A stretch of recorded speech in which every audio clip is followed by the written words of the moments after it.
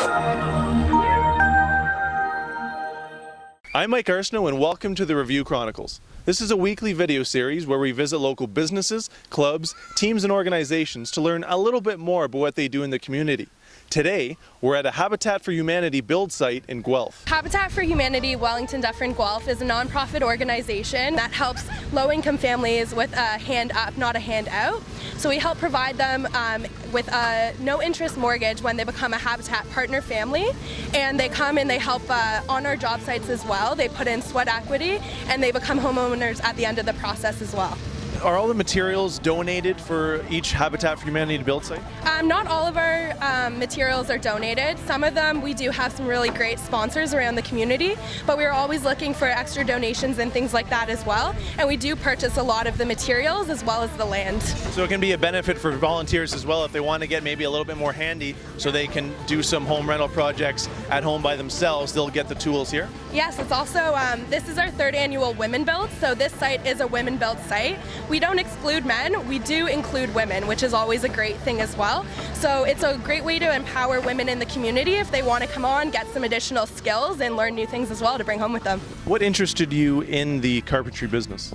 In the carpentry industry, is where it started is my grandfather was a carpenter, so as soon as I could walk, I was swinging a hammer or using some sort of tool. Why are you so passionate about working for Habitat for Humanity to give homes to people in need?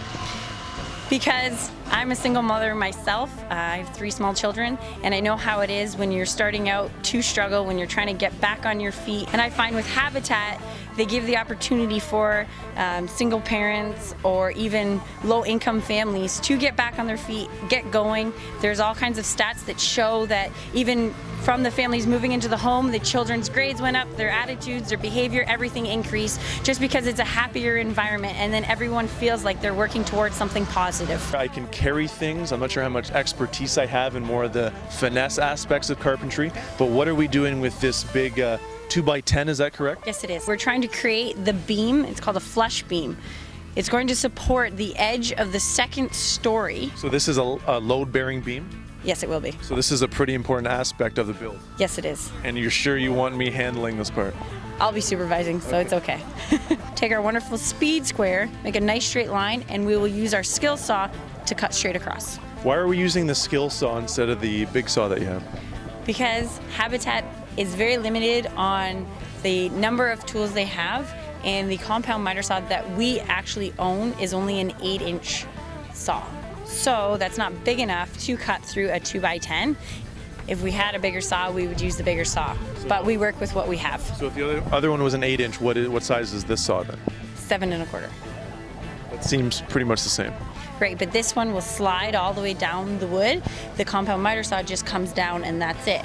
And it wouldn't cut the whole width of the board. When you're lining up your skill saw, make sure your cord is always behind you.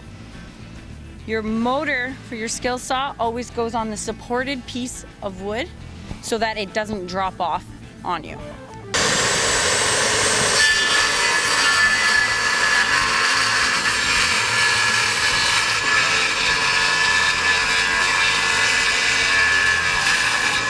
How does that look?